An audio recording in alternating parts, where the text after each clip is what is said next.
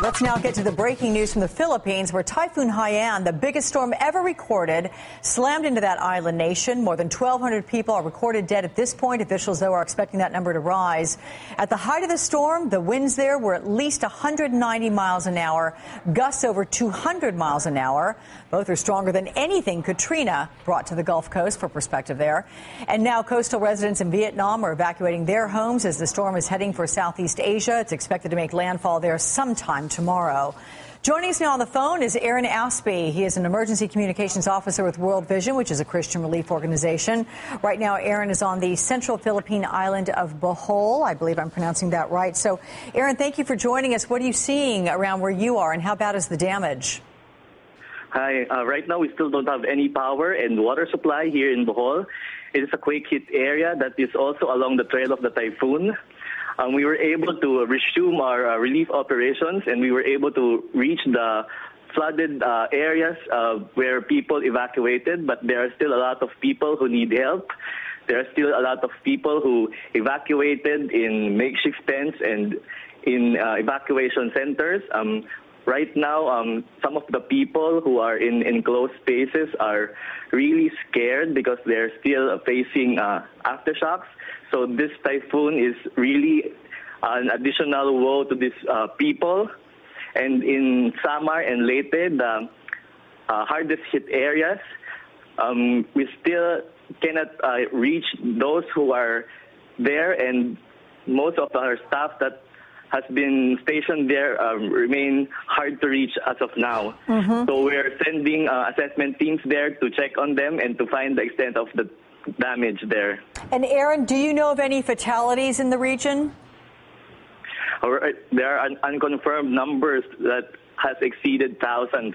And thousands? Yes, and this will be fully unraveled as we check on the extent of damage brought by Haiyan.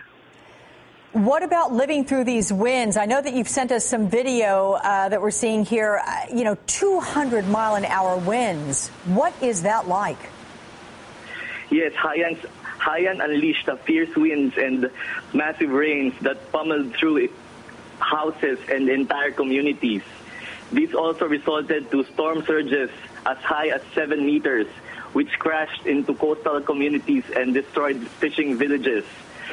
Raging floods also destroyed rows of farmlands, and everything now there is like a wasteland. Aaron, someone described it as sounding as if a 747 jumbo jet was flying right over their house. Does that make sense to you?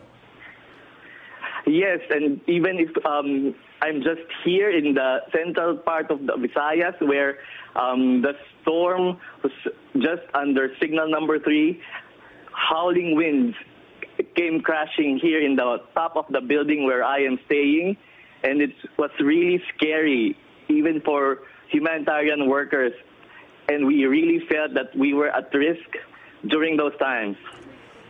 Do you have the kinds of supplies that you need? Has the government been on scene there to try and help its citizens?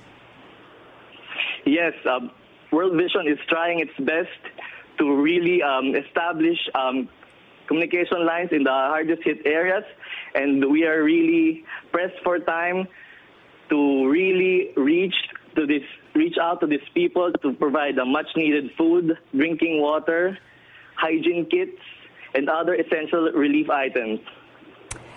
Aaron, I'm sure that you've seen the pictures of Banda Aceh and the horrible tsunami that happened some 8 years ago. If people are looking to that kind of devastation from history, are we seeing a similar situation here in the Philippines? It is very similar.